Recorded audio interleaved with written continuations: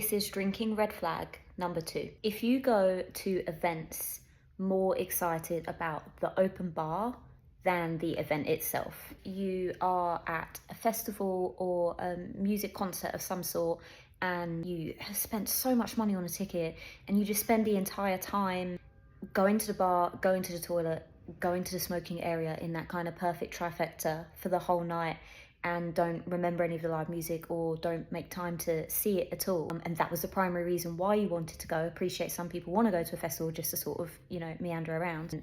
Is alcohol actually adding value to that, or are you getting carried away and actually not making the most of what you intended to do? Weddings is another big one. I think so many people go to a wedding expecting an open bar, and then the entire day becomes about just getting pissed and not about actually celebrating the couple who are probably having one of the biggest days of their lives. I'll admit that I was bad for that one with weddings. Like it just was just always a knees up for me, which was a very selfish outlook from my part. And the thing that I notice now as somebody who goes to weddings and doesn't drink is you notice every tiny detail that the couple have like painstakingly gone to make that day uniquely them, and that was the kind of thing that just completely went over my head before.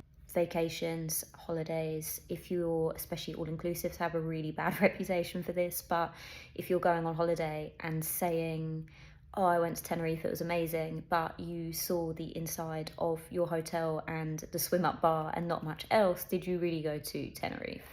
And also, did you actually come back feeling like you'd had a holiday, or did you come back feeling like shit because you actually drank way more than you normally would?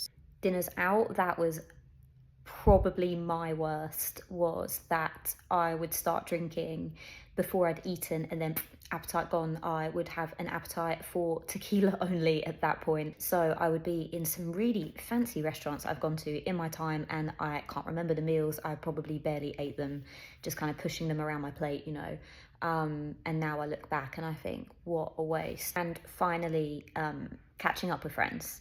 I would go out with my friends and I would get to where we were going, and then it would be like, okay, I'm gonna go mingle and speak to all of these other people who I don't know and will probably never see again.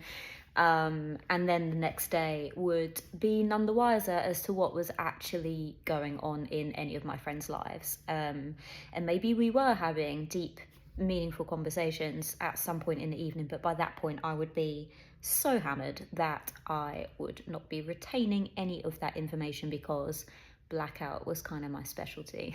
So if any of this resonates with you, then I think you just need to ask yourself the question as to whether alcohol is really adding value into your life or whether it's taking more away.